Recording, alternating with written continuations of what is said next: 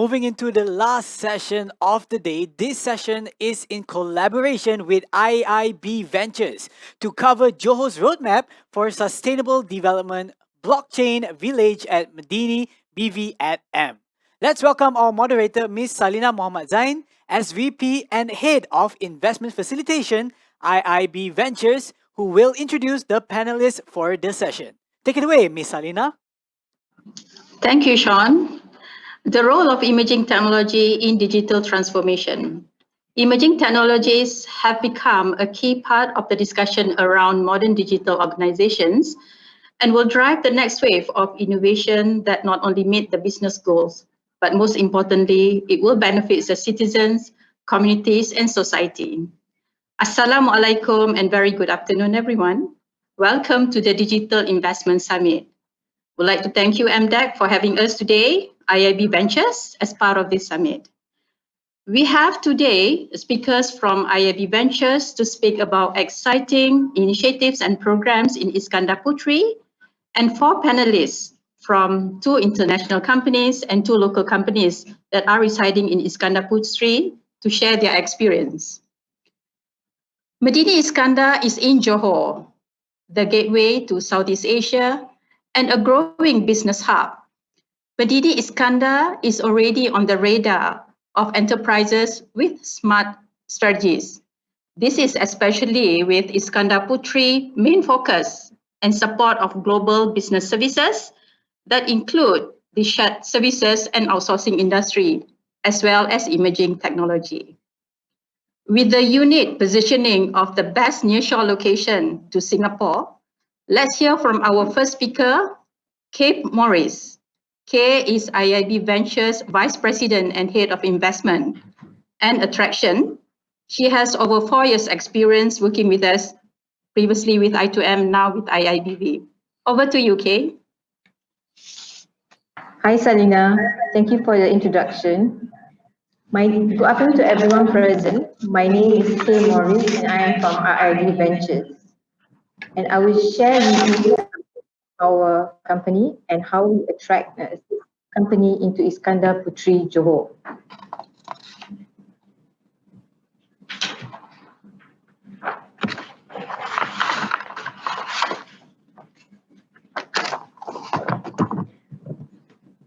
IIB Ventures is a wholly owned subsidiary of Iskandar Investment Berhad, which is a holding company to catalyze the investment, the strategic development of Iskandar, Malaysia.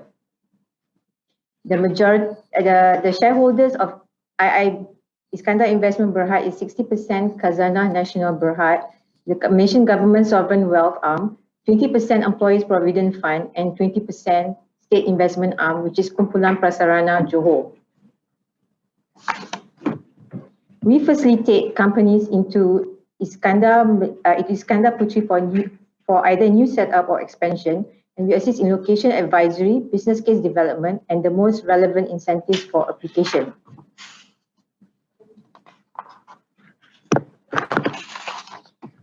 In 2016, we launched a program called GBS Iskandar, a program to attract shared services and outsourcing companies. We started to get inquiries from emerging technology companies that are wanting to set up their operations in Johor. That was the inflection point when we decided to expand the emerging technology activities into GBS Iskandar program as we see more and more innovation in the tech space. In October 2019, we launched an initiative called Blockchain Village at Medini, or we call it BVAM. This initiative was created to pull the right partners and stakeholders to create an ecosystem that is conducive for blockchain companies to set up here in Medini. Later, my colleague Ibrahim Majid will speak more on BVAM's initiative. Iskandar Puteri is our location, and I will tell you why you should collaborate with us.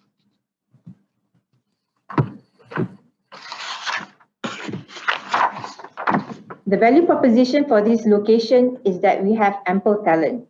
In Johor itself, we have an average 16,000 graduates and 70% are graduates from business, engineering, and IT.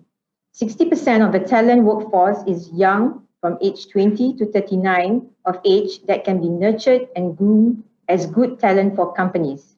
Our location has established good infrastructure where the city was built from ground up with good connectivity and power.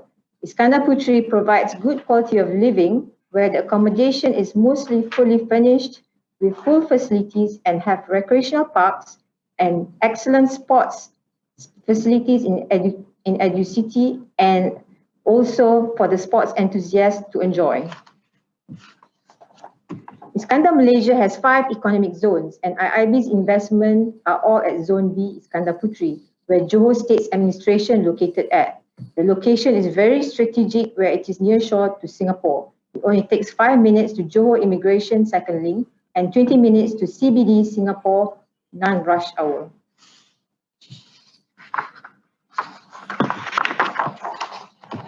GBS Iskandar program will facilitate in connecting the companies to the relevant government agency for incentives. By far, we have secured 24 companies and created 6,400 jobs in the next 5 years. As mentioned, the inflection point was in 2018 when OK Blockchain, headquartered in Japan, set up their development team in Johor and hired majority of their workforce from the public university UTM. And we continuously growing the emerging technology companies in 2019 and 2020. We'll be hearing from the companies later on. With this, I will end my talk and hand over to Salina to introduce the next speaker. Thank you. Thanks, Kay. The emerging technology of blockchain is fast impacting existing business processes and functions. Find out how the initiative by IIB Ventures, mentioned by my colleague Kay just now, known as Blockchain Village at Medini, or BVAM in short, aims to develop the blockchain ecosystem in Medini City, Iskandar Puteri. BVAM is actually launched last year by our Yang Amat Berhormat Menteri Besar Johor, October 2019. We just celebrated our first year anniversary. With the team Johor's Roadmap for Sustainable Development through Blockchain Village and Medini, I'm presenting the Project Director and the Vice President from IIB Ventures, Ibrahim Majid. Ibrahim has been with us since Khazanah time to I2M time to IIBV now, or IIB Ventures now, about 8 years. He is basically our guru for BVAM. I would like to call upon my colleague, Ibrahim Majid, for BVAM presentation. Over to you, Yim.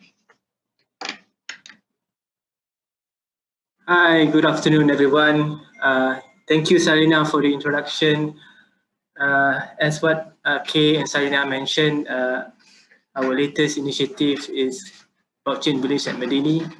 And in my capacity as the project director of BVAM, my responsibility is to oversee the development of this initiative, covering the area of talent, infrastructure, policy, and promotion. Allow me this opportunity to share with the audience what is this Blockchain Village at Medini is all about, how strategic it is for us in IIBV, but in particular for the state of Johor. And why we are doing this is because we want to position our location as the hub for blockchain industry in Malaysia. As a start, let me allow me to introduce you the overview about Blockchain Village.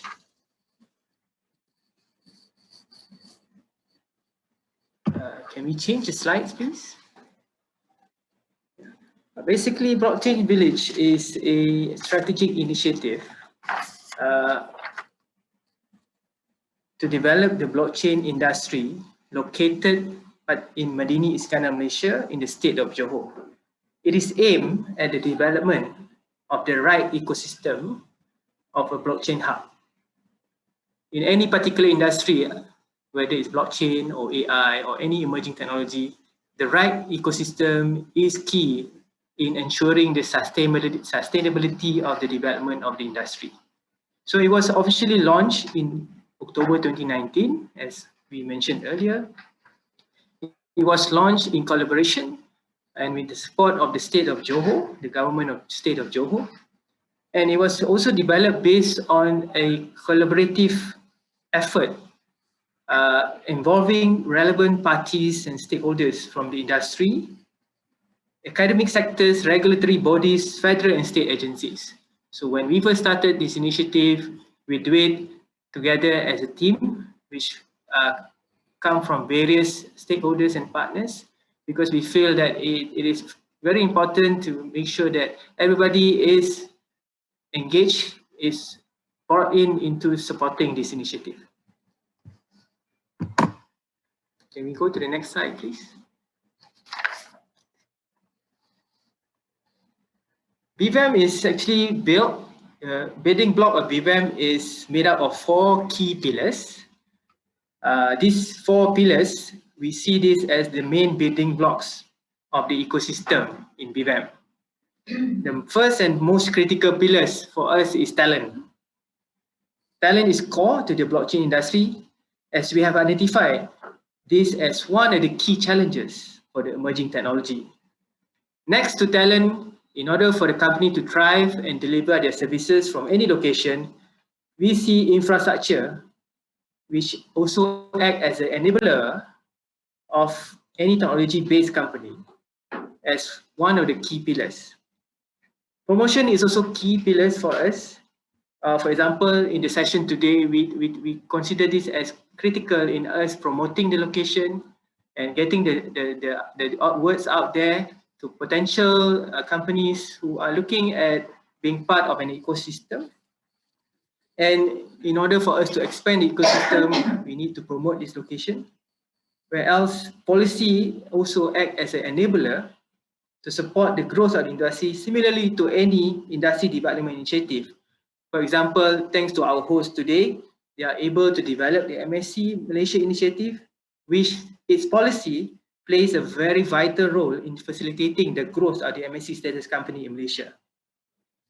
But another fundamentals of BVAM is also set based on a specific target, which is, for example, the creation of high value employment opportunities, which in return supports Iskandar Malaysia, the Southern Regional Economic Corridor, aspiration to transform towards becoming a high value services driven economy.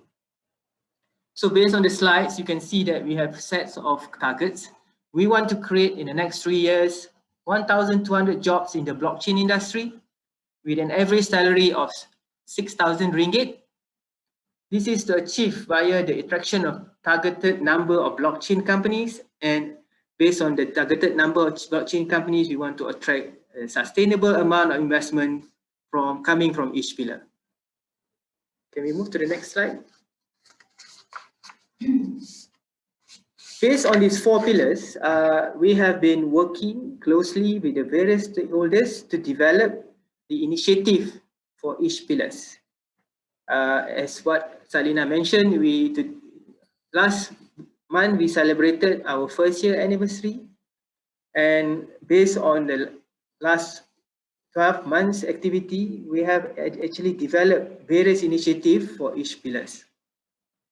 Under the talent pillar, we have launched the GPS Campus Connect program. Under the GPS Campus Connect program, this is where we facilitate the engagement between the blockchain companies and the universities in Johor in order to train and hire the blockchain talent. Another initiative that we recently launched is the Johor Digital and Emerging Talent Development Program, where we identify the upskilling and reskilling program targeting the existing talent that we require to be upskilled and reskilled into the emerging technology, including the blockchain industry. For infrastructure, we are positioning Iskandar Space, one of our own product, where we treat this as a dedicated infrastructure solution to support the infrastructure requirement of the companies in Medini Iskandar Puteri. And for promotional activities like what we have today, and during this current pandemic session, we have gone virtual. So in May this year, we have done one webinar. And just for your information, our fellow audience, we are planning for another 2 webinar session, which cover blockchain application in the government sector and also in the education sector. Please stay tuned. We will invite you for this seminar, and for you to be able to understand more about the blockchain application in these 2 major sectors. As a policy, as we mentioned in the beginning of my presentation, we have started this initiative with support from the state government. So as a result of that, Johor state government has recognized blockchain village at Medini as being one of their strategic project under their budget for 2020. We hope to see that this support to be continued for next year, and hopefully with this state support, we are able to actually position Johor as the hub for blockchain in the region. So just to recap our activity for the last 12 months, can we go to the next slide, please? What you see here is what we have been doing for the last 12 months. It started with the launch, which took place in October last year. And we also helped to train together with OBC, which is one of our presenter today, 107 talent.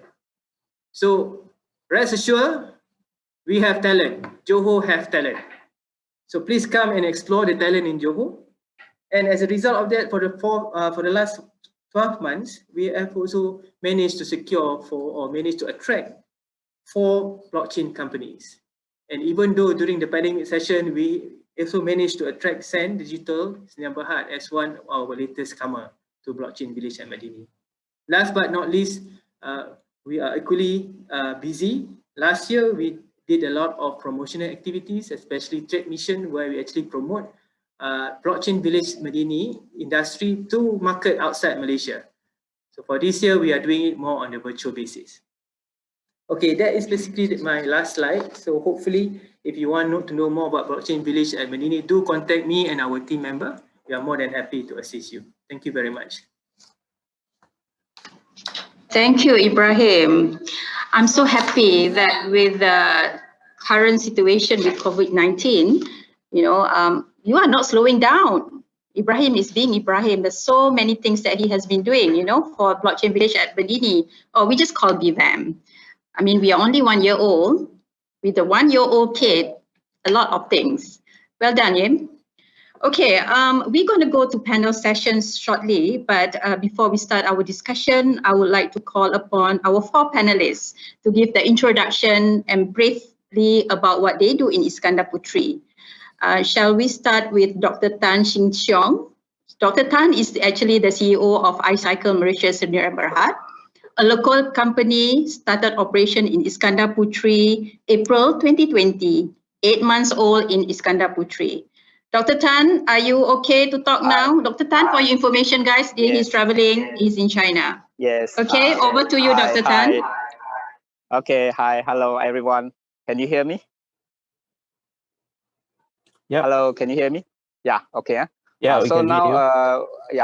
actually, I think the slide page is not there. Okay, now I see it. Yeah, I see it. Okay, good.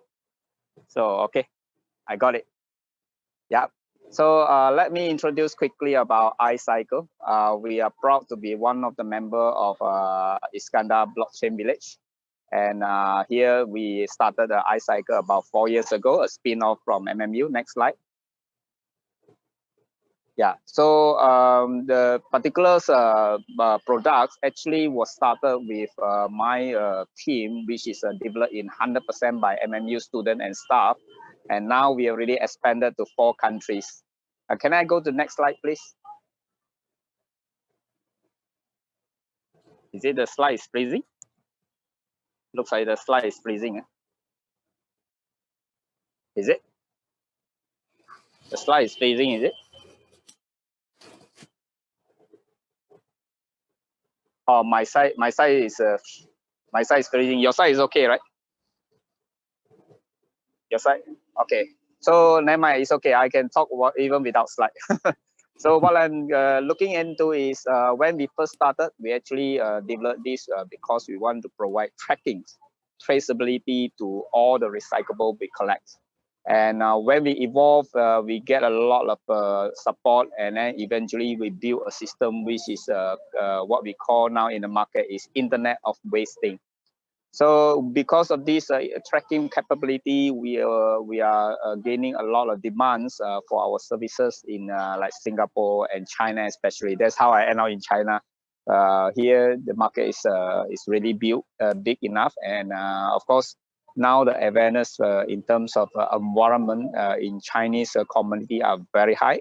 and they are willing to spend money to invest for their futures. So there's the kind of the scenario change. And why we need to track waste is because the waste generated from every individuals actually are not properly segregated and separated, and eventually the resources are not being fully used.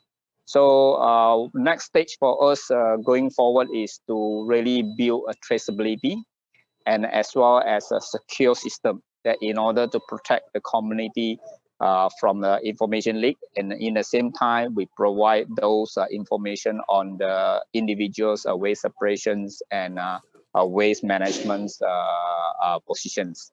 This is very important because we want the public to know how well they do their waste separation and where their waste are really been going to. And if you realize that this is not part of the so-called natural system, we as a human should do our part, yeah, to cut down those pollution from our own home and from our own self. And we provide information for you, and we provide consultancy in a way that at individual level until you can manage to do so. Yeah. So now we have secure system and we have traceability. The next thing we want to do is to make it into a exchange platform that allow waste recyclables and to be traded into a more fair, more viable system. And in the same time, it will enhance the values of the particular recyclables.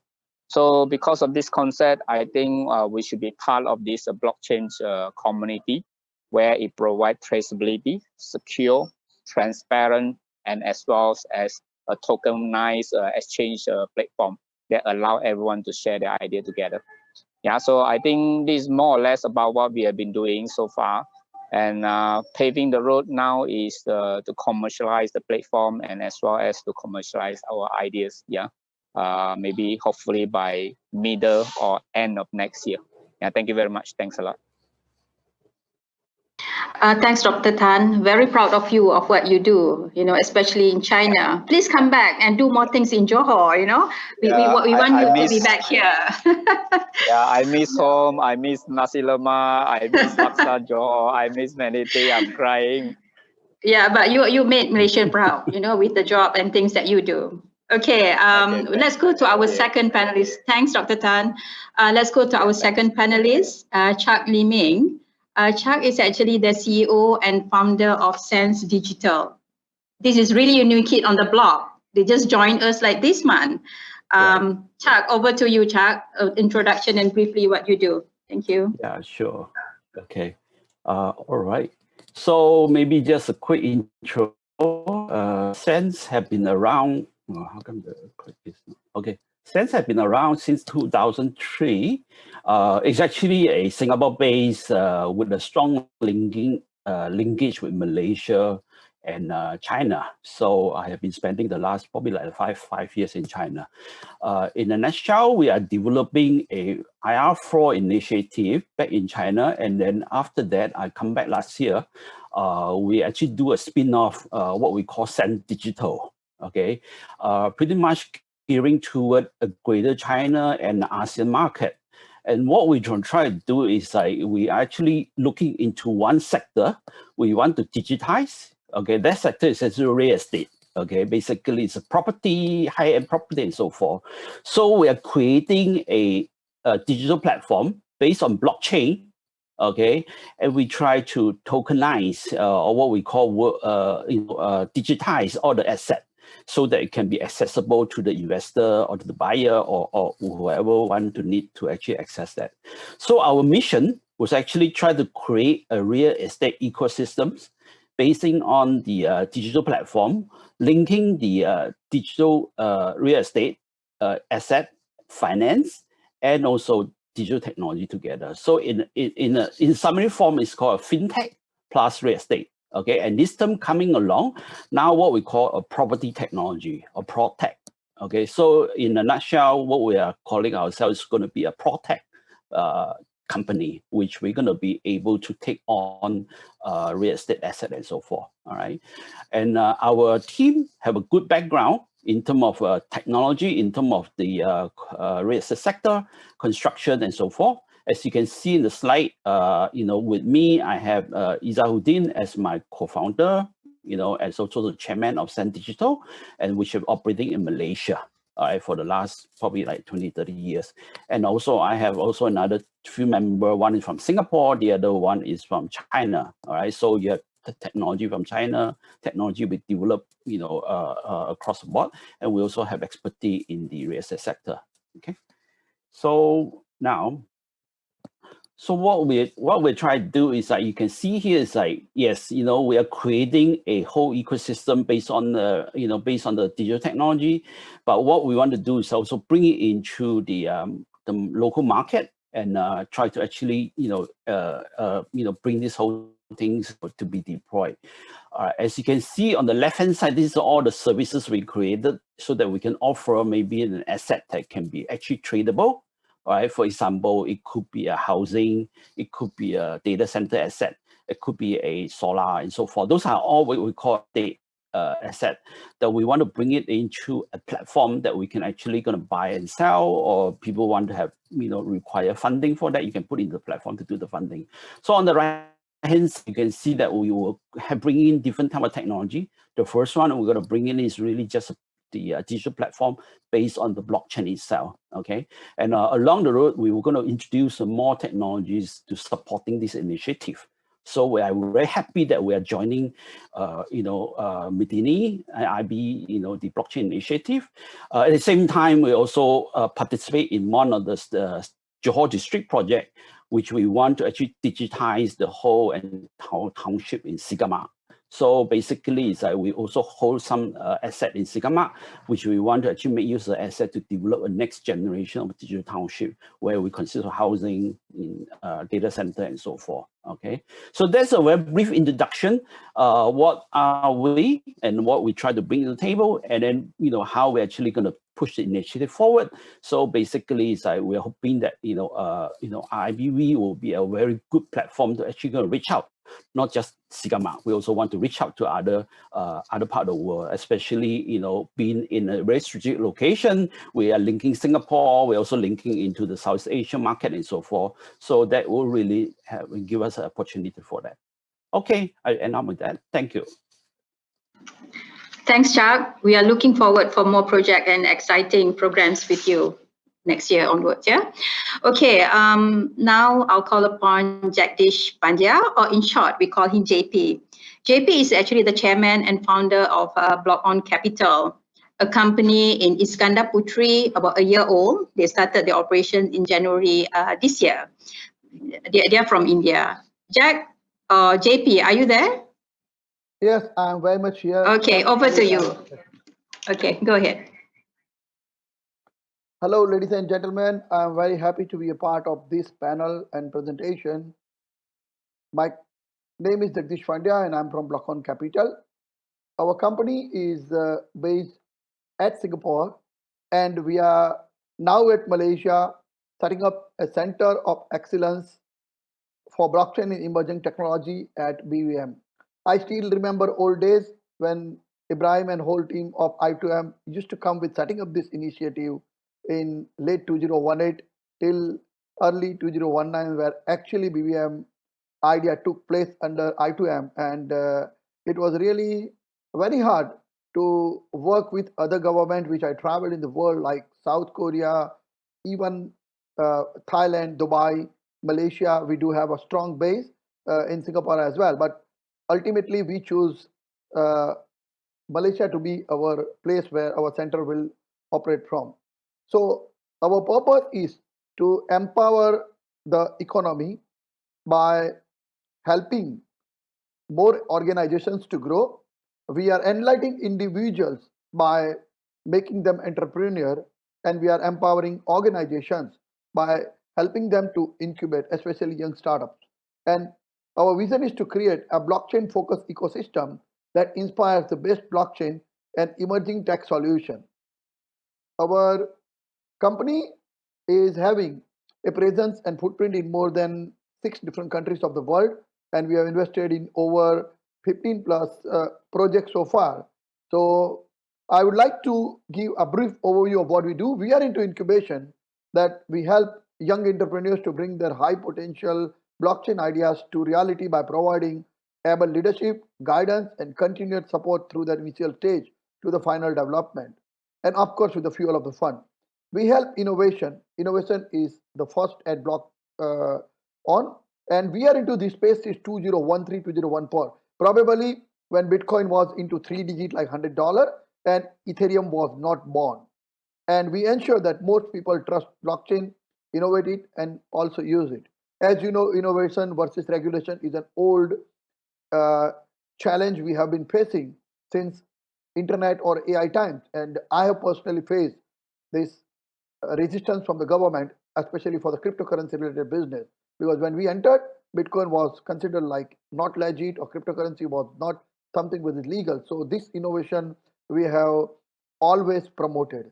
We also love education, because by prioritizing education people of all ages about blockchain, we will have more understanding of blockchain. And one of our strong uh, hold is on the events and networking. I'm proud to say so far Blockon has empowered 75 plus events that has attendees database of 20,000 plus people from more than 50 countries of world, with 1,500 plus speakers, 500 sponsors, and hundreds of medias including Forbes, Bloomberg, and CNN. I'm very happy to say we have presented Malaysia Blockchain Week last year, and we also had the proud of integrating my industry's conference, which was a convergence of industry 4.0 with blockchain supported by Access and BVAM. And Malaysia's ex-Prime Minister Tun Mahathir Mohamad was on stage to open the event with me. So having done such larger events, we are promotion partner of BVAM. And I would also like to say happily that since our incubation center started, we have incubated and accelerated two larger startups. Siny, that company that combines the blockchain and AI for seamless digital onboarding of eKYC, and Krebaco, a research and analytics firms. And as you can see on the screen, we are in Medini 9 on the first floor. Now,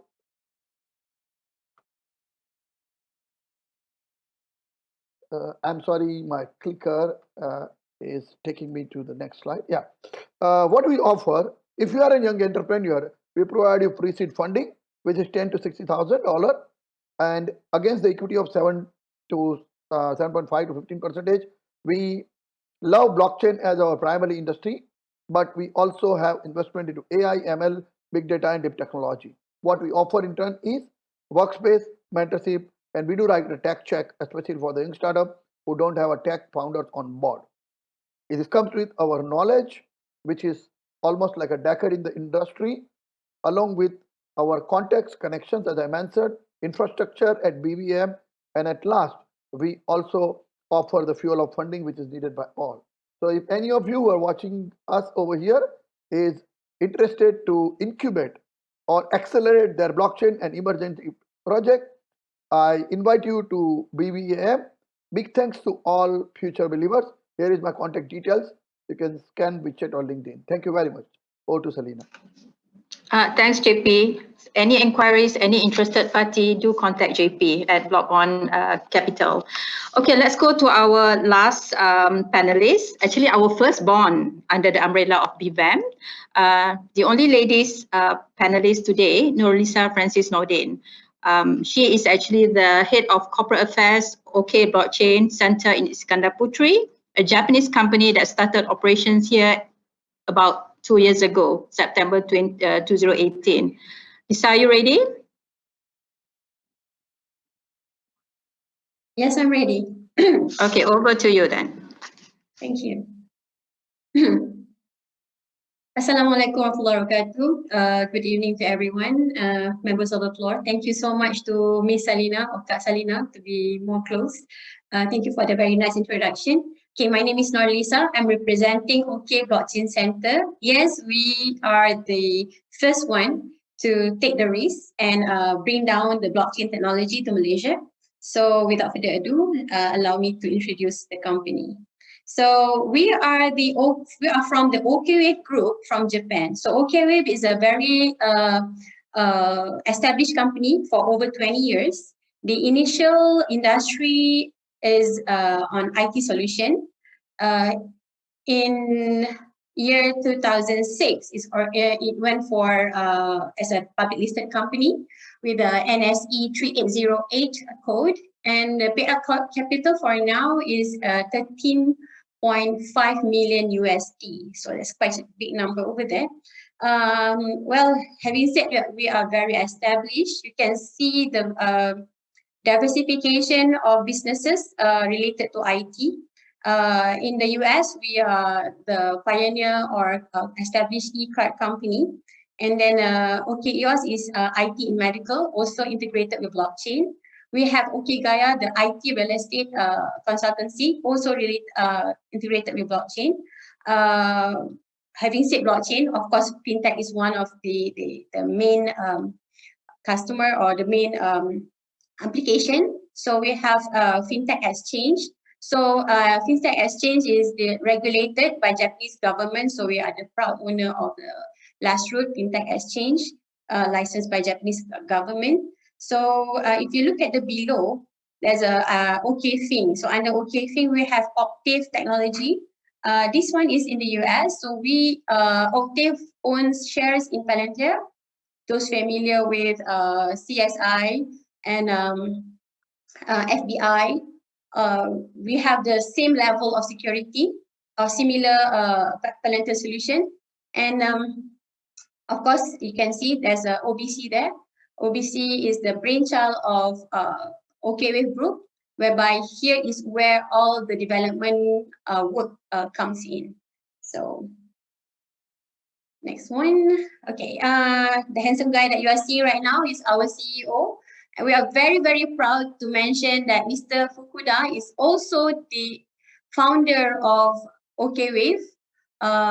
Originally, there was 3 founders, so he's one of them. And he is here in Malaysia, in Medini Iskandar, proudly to say. We were founded back 2 years ago. We started the operation August 2018. And we had a paid up capital of 4.7 million.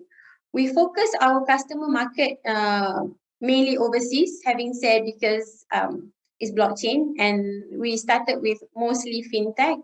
So you can see our circle of customers are the Japanese, the Singaporeans companies, and also the US. Only recently we ventured into Southeast Asia.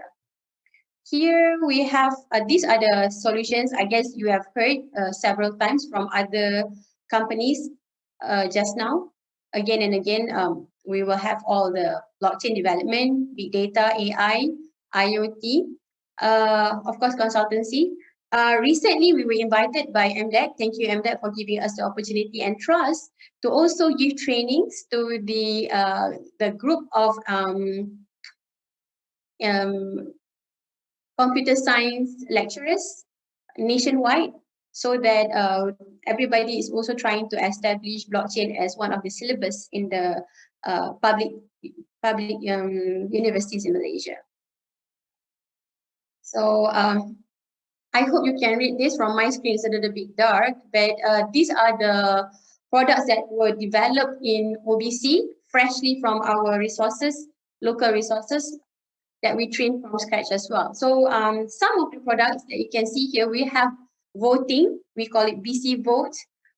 We have token platform, because we are also licensed, so we can customize the token platform for STO, IEO, and of course ICO.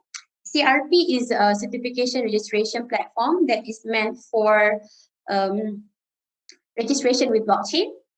Citrix and UR Wallet are basically the e-wallet supported by blockchain. Citrix being the mobile apps and UR Wallet being the web-based apps. So these are among the matured services that is also offered by OBC. But you can see OKBs and IBs. Actually, OKBs has been in the market for over 14 years. Among the big customers are Mizuho banks. We have like over 600 customers for 14 years using OKBs. It's a FAQ system integrated. These 3 solutions are actually not blockchain based, but they are very heavily relying on AI and also big data. We also have ECAT, and this one leverages on analytics, and this is more of a digital marketing. And IBIS is a is a light version of OKBIS, and this is to penetrate the SEA market. Okay, certified manpower. We take pride in our manpower to making sure that they are professionally certified. We do not stop their growth in technology just a day in, day out working lifestyle. We ensure that every of our manpower proceed their professionalism and get the professional certificates. Namely, here you can see CBSA, Certified Blockchain Architecture, ITIL. Most of us are taking ITIL examination. Some already passed and certified. Of course, PMP. This is a highly sought after certification. It can go to any industry. Is a project management certification. And proudly also we have 6 HRDF certified trainers. This is also another thing that we are taking pride into. Yes, for the credentials and contribution, you can see we are the member of the Access Blockchain and Malaysian Blockchain Association. We are also certified as ICT company by MDEC. We are also the Talent Corp Star company, Star employer. That means the graduates, the cream graduates that are supposed to serve for the government bond can come to our company and serve their bond in our company. So, and of course, we are definitely a very loyal GBS Iskandar member. Thank you so much to GBS Iskandar for supporting us until today and perhaps more moving forward. And with that connection as well, we are connected to MITE, and we are among the expert opinion of MITE for blockchain technology in the blockchain section. And okay, this is a very good testimonial. Our BC vote were actually being used by the Conservative Union at CPEC in the US right before MCO happens. So the news were actually covered by CNBC. That was one of our member from OK Blockchain, our previous CEO. We are well covered by the Japanese news. We are being in Japan. We are very popular because we are well covered. They like to a lot of coverage being taken from our solution. Okay, this is OBC UTM. UTM is our very close partner, starting from day one, where we actually recruited 40 cream students from UTM Computer Science Department or school now. So we don't stop there. We further sponsor for Sharia compliant cryptocurrency studies, 150,000. And then we were also appointed to become the judges for 2 more events, which was in Unimaker and URC. The outcome from the research, we produced 2 very important papers that we presented in International Halal Conference 2019 that is related to Sharia compliant research. Which is really, really interesting. Anybody interested can come to me and we can share the paper with you, because here we actually discovered not only how Sharia compliant for digital currency is being looked from one perspective of Sharia, we also are able to reveal to you how the smart contract actually represent akad in Sharia compliant digital currency processes. So these are actually quite a good thing that we want to share. If you are interested, please feel free to contact us. And we further contributed to UTM for their event, Engineering Innovation Industry Day. And then we continue to contribute to UTM for artificial intelligence development. So that's these are just the paper excerpts that we presented. Of course, the paper is longer, just take the excerpts here.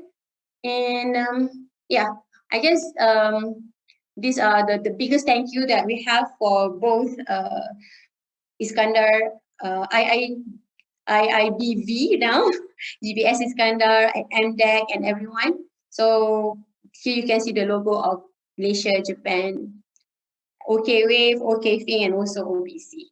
Okay, with that, thank you so much. Back to you. Thanks, Lisa. Yeah, thanks, Lisa.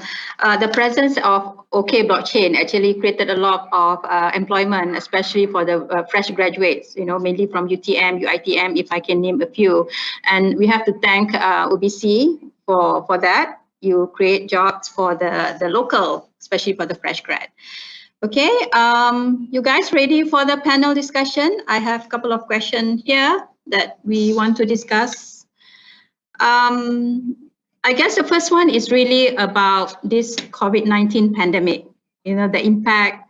Everyone knows that things are not normal anymore, or now the new normal become normal, right? Things change, the way we do things, the way we live, the way we work, all are different now. In fact, the technology spending also is down by quite a significant number. According to IDC, following the global scenario, Asia Pacific, this is excluding Japan, yeah, the blockchain spending to drop to about 822.9 million US dollars. This will decline in 2020 as compared to the pre-COVID, and they are forecasting about -6%, Asia Pacific exclude Japan. Worldwide is about -7.7%. This is, of course, due to the market reduction in IT spending, bleak economy growth in recent months due to the pandemic. With this, right, with the tempered pace of growth due to COVID-19 pandemic, there has been, or can I say that has there been any additional factors to consider upon choosing an investment location for blockchain companies?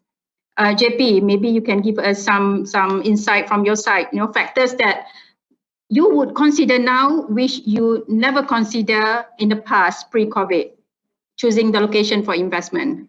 JP, you have? Yeah, sure. Yeah. So, Salina, personally, Blockon has already taken the decision to move to Malaysia, and that was post-COVID-19. But in my opinion, when it comes to blockchain and emerging technology startup, especially during my journey of cryptocurrency and blockchain business, I moved around to almost 10 countries. And I'm sorry to say, but many of the countries have not recognized cryptocurrency or a blockchain in its early stage. So I call them like a late entrants. And to give an example, like in 2018, Korea's national hackathon, which they are conducting for emerging startups, they did not consider blockchain as a category. And if you consider other countries like, let's say, Thailand, they were trying to come up with the licenses for exchanges, and they were trying to create ICO portal, which was not delivered even for 1.5 year. So while you choose a location for your business, the first thing that I believe is a friendly regulation, and then comes the infrastructure, talent, and of course the policy, which we discussed before. So post-COVID, the things have changed. Let's say you incorporate a company in Labuan, that company follows the Labuan regulation, or maybe a company that is based in Singapore, like our friends over this panel has it. So it's regulated at Singapore, but when it comes to its business operations, it can be at a place like Iskandar, which is quite near. If I am in Singapore, of course, we do have presence in Singapore. If I want to come back to my office, I can come within an hour or a little bit more. I can hire people at the 1/3 of the price that I can hire in Singapore. And of course, my rental would be also like 1/3 of what I have in Singapore. And my employees also will have a world-class infrastructure or an upgraded lifestyle at Iskandar. So I believe that moving to a place where the production cost is higher due to the cost of living, cost of the people, of course, at the same world-class infrastructure, and then there is a talent availability, moving to such location should be the private decision. The second thing I want to say is for the startups. The startup always has an issue of funds while they are bootstrapping. Most of the startup, even I also grew as a startup. So when you are growing as a startup, you cannot overspend, and you don't know when your next funding is coming.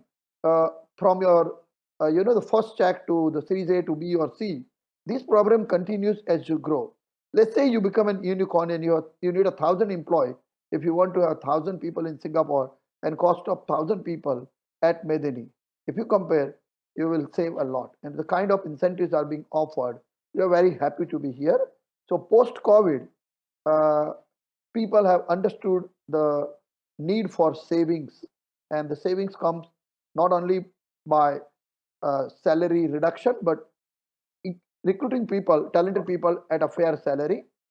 You cannot ask your, a property owner to reduce the rental, but you can have a less rented property or a discounted rented with the incentive. So these are the precautions I believe that post-COVID people should take. Okay, thanks, JP. Dr. Tan, you have anything to add to that? Dr. Tan? Yeah, I think COVID is very much impact us negatively, I would say. One of the reasons I get stuck in China also because of COVID. I curse COVID a lot now. But more project for you, right? Not really, because you see the problem is if I go back to Malaysia, I'll get quarantined, and the result is I cannot come back to China again. And for me to leave China and cannot come back, the project here will be very risky. Yeah, because I have to manage the project myself at the moment. Yeah, I haven't built out the team. The team here is very young. It's only less than 1 year with me. My KL team is already 4 years with me, right? So if I go back to Malaysia, I cannot come back, the whole project probably collapse. So I cannot leave. The reason I cannot leave is because I cannot come back, right? So this is a problem for me. Obviously, I cannot leave not because of whether I can leave or not, is because the project need me. So I really need to build out the team here, train them out maybe 1 year. Hopefully they can be independent. Then only I can leave. You see, there is a problem, right? So I miss home a lot because of that. Yeah, and I really have to struggle on this part. So this COVID actually already, I curse like almost every night. So in this particular situation, it's really bad. It's really bad. Nothing else more than worse than this. Yeah, other than the impact of this COVID here about me, and also about the market, the revenue, and then about the manpower. I supposed to have 12 staff that I train out in KL, local people that can move to China and start to work in China, then they all get stuck. And that's very unfortunate case. Okay. JP, you mentioned earlier about Labuan. Okay, perhaps I want to open up this a discussion with Lisa and also JP again. Yeah, if we look at Labuan and Singapore, especially Singapore, the island nation has become the top destination of the initial coins offerings. Yeah, ICO. The country also has begun in experimenting on a groundbreaking use of blockchain technology, especially in the energy sector. So looking at things happening in Singapore, in terms of regulation, I guess they are more ready than us. In your opinion, Lisa, then I need some insight from JP as well. What would be the strategy, or how can the blockchain companies take advantage of the readiness in Labuan and Singapore, but still enjoying the benefits, especially on the cost benefits that we have in Malaysia, especially in Iskandar Puteri, talent, infrastructure, and other things? Lisa, you want to give some insight about this first? Okay, thank you so much, Miss Salina. All right, I would like to put this perspective more on Labuan, because Singapore is a little bit close but too far. Okay, we would like to especially share some of the tips of how Labuan can actually benefit the peninsula side. We in OBC actually already have one company. It's not, we are reporting to our holding company, OKFIN, which is in Labuan. So what are the benefits in Labuan is that it falls under a different jurisdiction. And another beauty that I'm sure everybody is aware is that the corporate tax in Labuan is only 3%. Right? with the stickiness of OECD and so, and it's very difficult to get incentives for the past 2 years, I believe, and I'm not too sure moving forward. There's always a workaround. Just to share how we manage our company and our holding company in Labuan, and some of the things that perhaps you might be feeling, oh, it's not easy, but it's actually easy. So among the things that you need to do to be able to operate both in the Peninsula and also Labuan and benefit from both is that having said the jurisdiction is different, Labuan has a simpler process and faster approvals. And all you need to have is just a Labuan management office.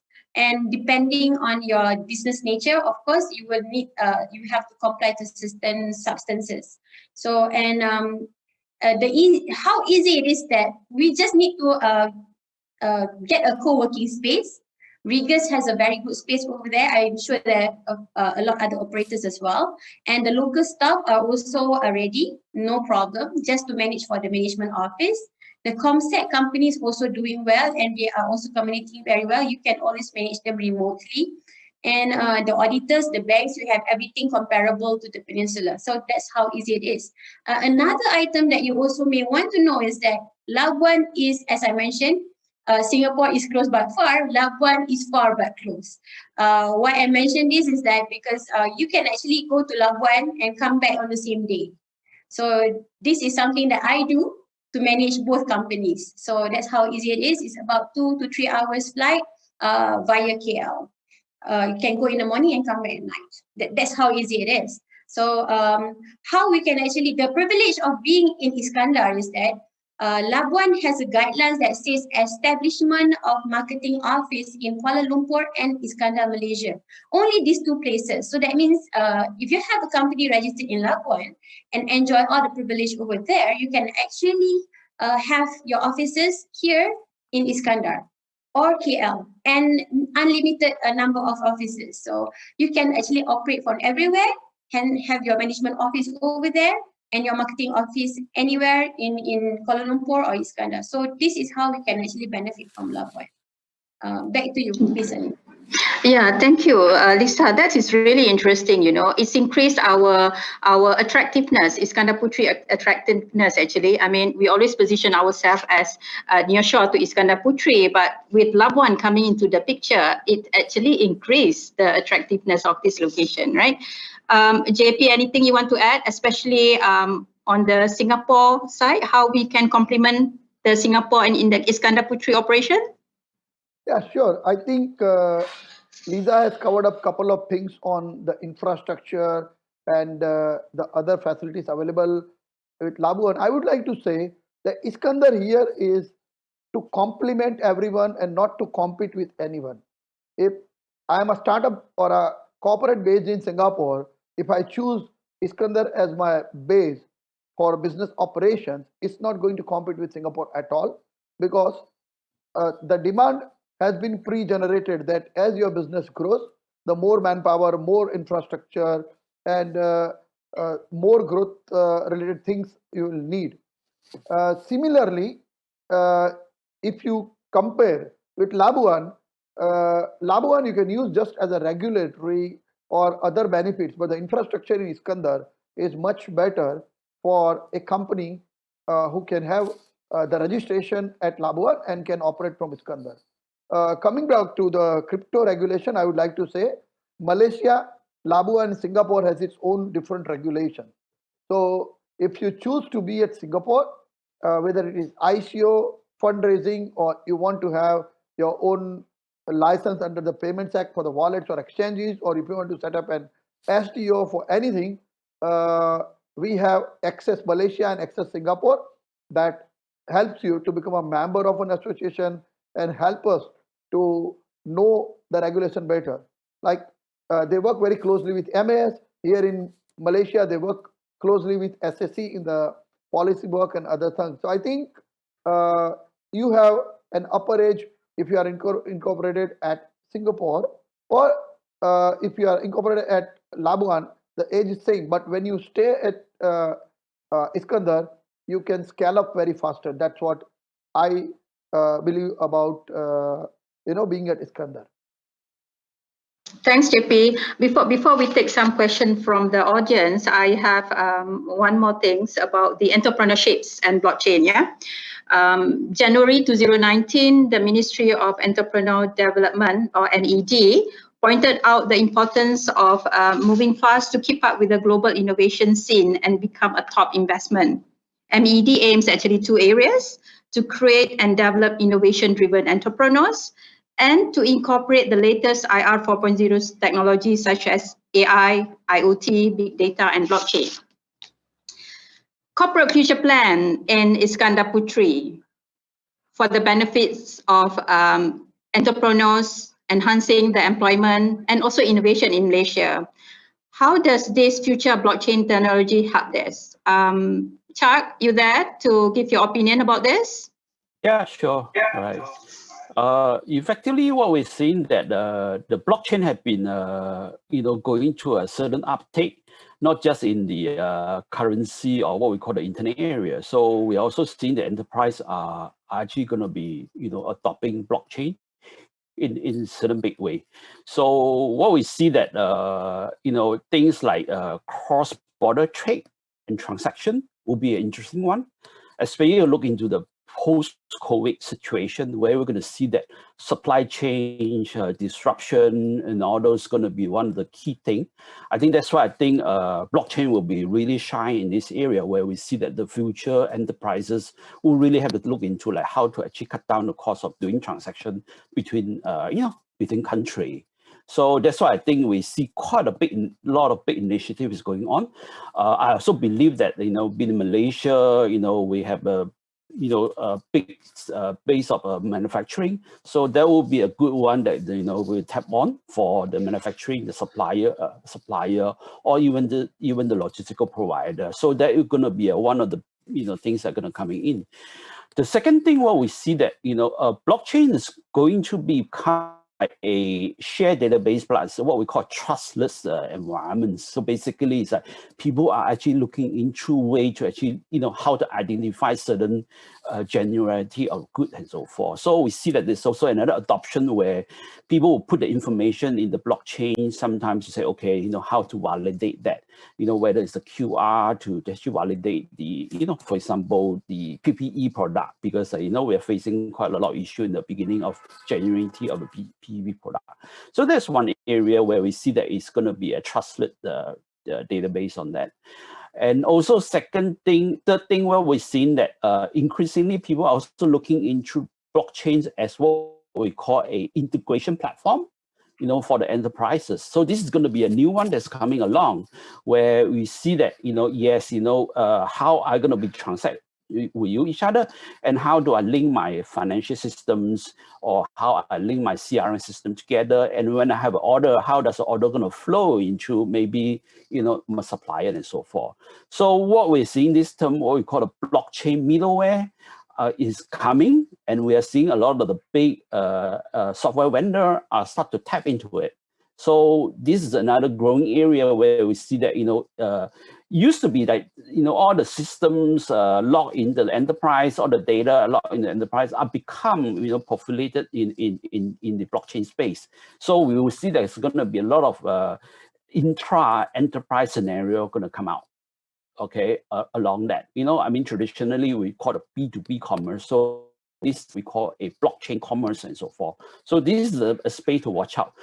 Of course, the more exciting thing coming along is really in the currency area, where we see that the central bank digital currency for the last few months, have been really popping up everywhere, especially in the post-COVID situation. People are looking into, doesn't really want to use physical notes. That means it's a touchless environment. So digital currency will fit that very nicely in the area. So central bank in China, central bank in Europe, are actually going to pushing a lot. I think there's already quite a bit of trials going on. So what we see that we should probably also look into this, by able to actually catching on this trend, we'll be able to create a lot of so-called the next generation of jobs. Okay, whether it's going to be in the supply chain area, logistic, or whether it's in the traditional, enterprise application space, And of course, the new exciting one will be the digital currency, where you can see that, it's going to be a borderless, payment and so forth, right? But I think more importantly is we also look into this is like how to actually take some of these things or this technology to be localized in Malaysia. What are the key advantage we have? Example on that is like, some of the panelists have been talking about fintech in a respective area. But what we've seen that is like maybe in the Islamic finance, that will be one of the key things where we actually be able to gel some of these things together. All right, using a DLT technologies, be able to actually linking all the community, the Muslim community worldwide, where you can transact and then you can actually, raise fund and so forth. So that will be one key area. Okay, now I think for us, we are very focused on an area where we see that is a very traditional asset have been locked into the traditional way that's really the property, the real estate.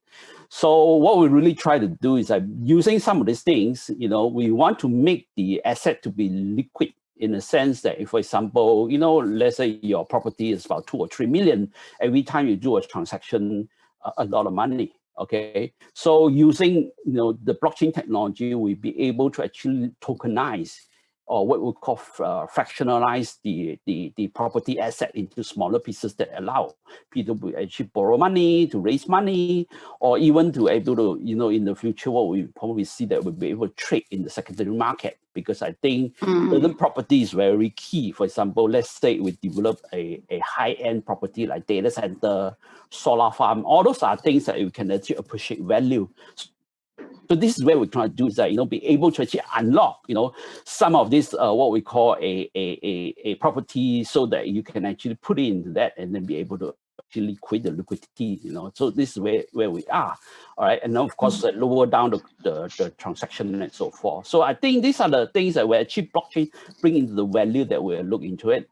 And of course, back into the financial services sector, you can see that a lot of innovation pushing by the bank in the fintech area. Typically, what we see the digital banking and the services and so forth. But I think probably you probably know that for example, Bank Negara start issuing the digital banking license. But there is also another movement that's coming along, what we call the decentralized finance. Okay, in a nutshell, they call it DeFi space.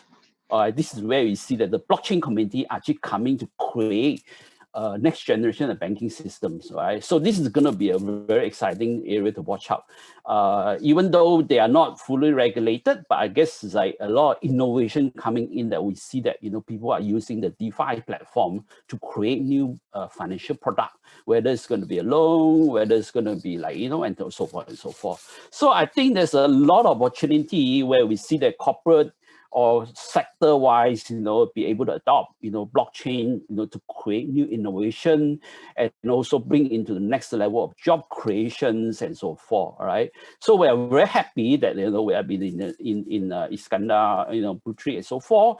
And second thing is also with the Johor government actually pushing the Johor digital agenda.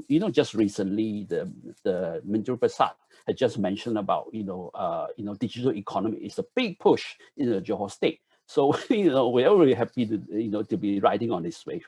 Okay, I think that's back to you. Yeah. Yeah, thanks, Shah.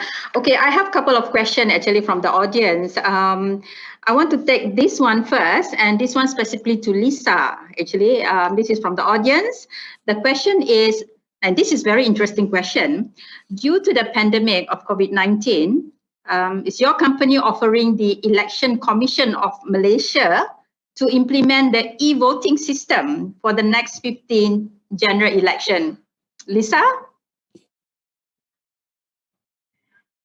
I see muted. Hi, Lisa, you on mute? Okay, thank you so much, Ms. Helena. Very interesting question indeed. Thank you to the questioner. Well, VC vote is actually already being used in the United States. Why not Malaysia, right? So in short, we have the capacity to support. If being approached or requested, by all means, we are willing to support. Does that answer the question? Yeah, I hope we have some people from MOSTI or other government agencies that can influence, with OBC capabilities. Okay, I have this question. I can open up to whoever want to take the answer to this question, yeah? Could a new digital payment system spark a clean-up revolution? Who want to take this question? Anyone from the floor? JP or Chuck or Dr. Tan? Yep. Okay. I repeat the question. The question is, could a new digital payment system spark a cleanup revolution?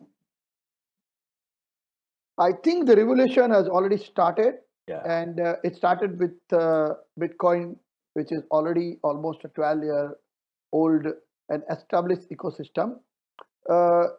Current payment system is controlled by many intermediaries, including central bank and central bank appointed financial institutes. Decentralization of payment is something that is happening, as our friend Mr. Chak has mentioned, in DeFi world. So from centralized wallet, the world is moving towards decentralized wallets. And if you talk in numbers, out of $500+ billion cryptocurrency or coin market cap, $17 billion has moved to the decentralized finance, DeFi based market. So I believe that the new payment system will definitely revolutionize the thing. Thank you. Anyone want to add to that? If not, then we'll go to the next question. We have a couple of questions here. Okay, this is actually to Chuck again. Right. How do you think about the presence of Chinese blockchain companies and their operation models, which they hope to build in Malaysia? Yeah, I think it's very interesting because I've been in China for the last 5 years. So I've been working in the blockchain space, actually dealing with all the Chinese company. They're moving very fast, frankly speaking. And then second thing is that it's become the national agenda beginning of this year. All right. Basically, it's like a lot of the new blockchain projects have been spurred up from China ecosystem itself. Whether it's going to be applications, network, and so forth. So a lot of things are happening. I see that's a good thing because at the end of the day, it's like, there's a lot of tests been done, or what we call test bed been done in China. So a lot of idea, have been maturing so that we can bring it out. Okay. That's what you can see here is like some of the big tech like ByteDance, Tencent are going to Singapore and so forth because their business model has been proven. Of course, there's also a area that people were concerned is actually the competition and so forth. But I see the other way around is like, they are bringing few things into the market. One is capital. The other one is also the technologies. And thirdly, probably, some talents, coming into the market and so forth. Okay. So I kind of look into that way. It's like, it will be complementary, where you can see that why they are going into this market itself, because it's really in the right moment because of the US China trade tension. It creates a lot of companies to be able to come out from China to be set up their operation in Southeast Asia, whether it's going to be in the manufacturing sector, financial sector, and so forth. I think, now you can see that the big tech is coming. Okay. Of course, with that, how you're going to capitalize it. So basically, you probably have to look into what are the local advantages we have got. Like JB mentioned itself, Labuan, or even Lisa mentioned, so Labuan will be one of the key area where we see that there's a lot of advantages where some of these big fintech company coming, or some of this innovation company going to set up shore in especially in Malaysia and so forth.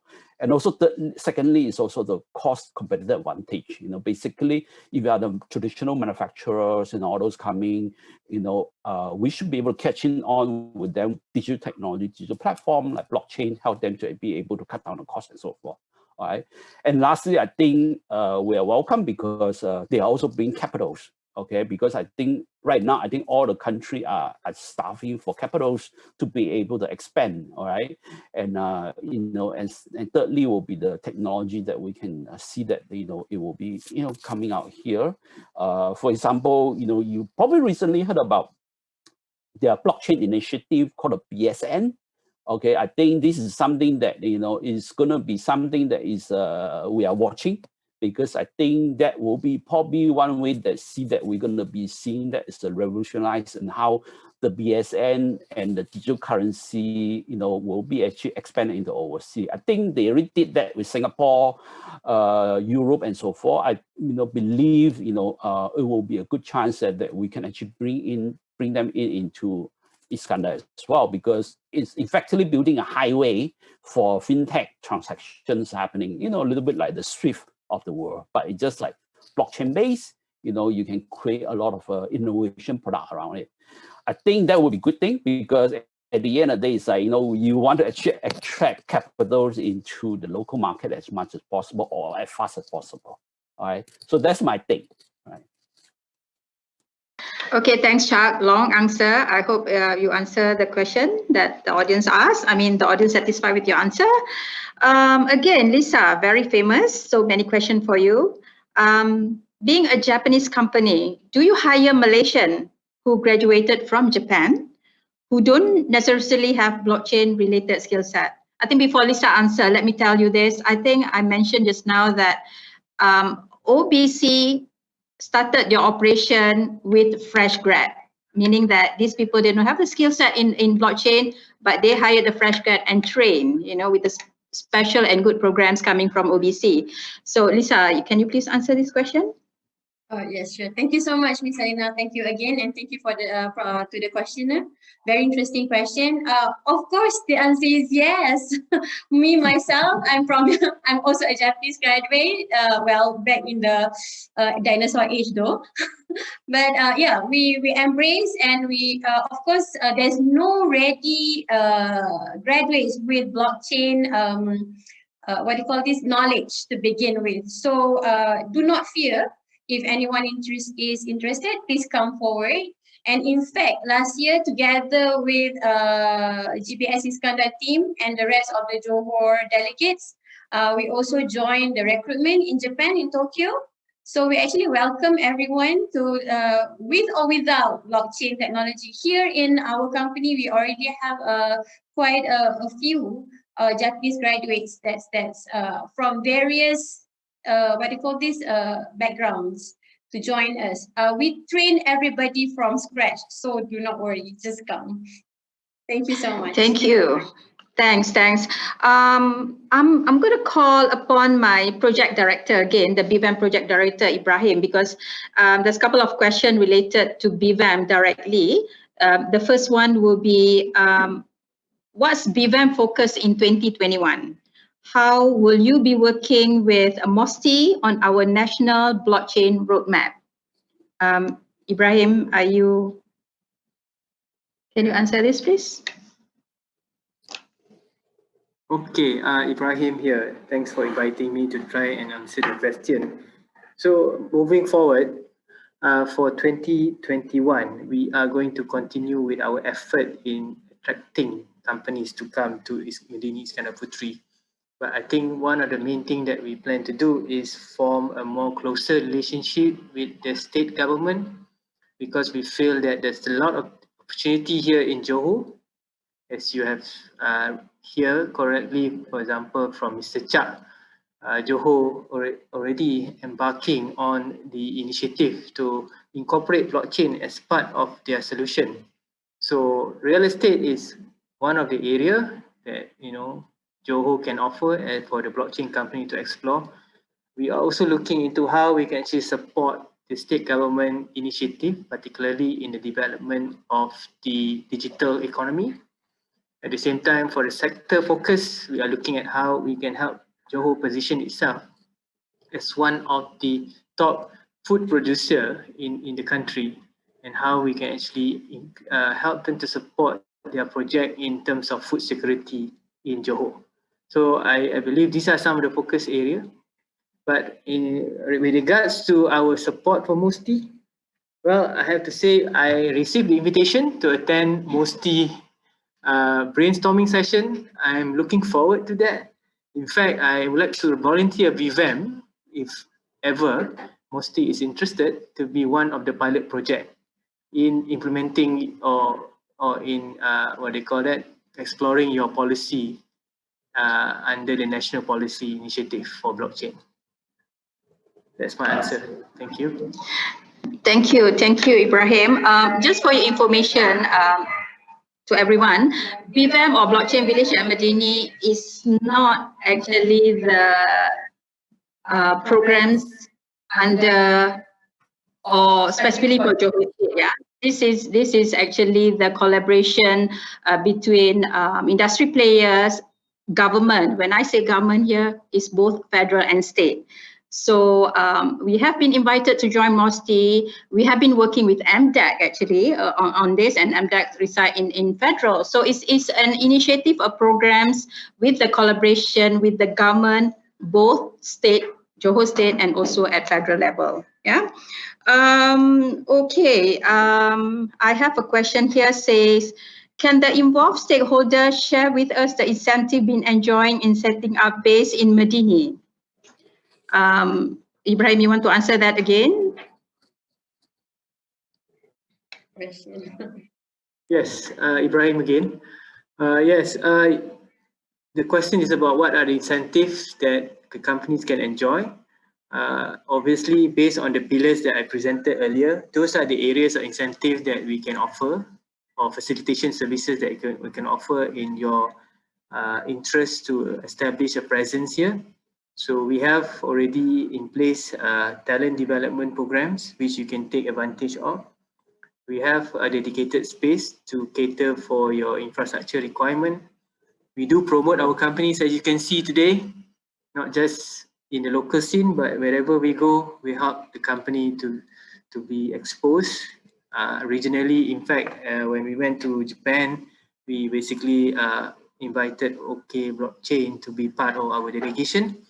And we also go and do marketing in other parts of the world, notwithstanding now that, you know, we have COVID-19. If not, we could have already been out there, but now we are using more virtual, what they call that, platform.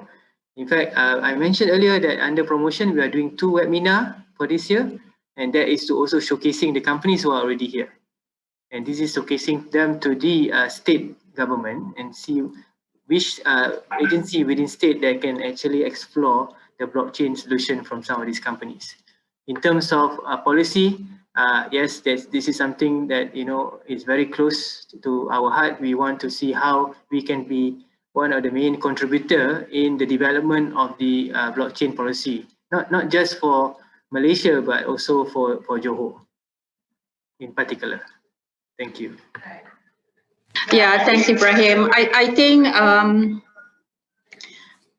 benefit that you can enjoy actually being under the umbrella of BVAM is something both I can't say really financial directly, but through the programs, the promotion, the program exposure that we are giving, actually that is worth a lot more than the direct financial support that you can receive. Yeah, but of course we help you with some of the facilitation services through the engagement with the government agency for some grant or the incentive that you require.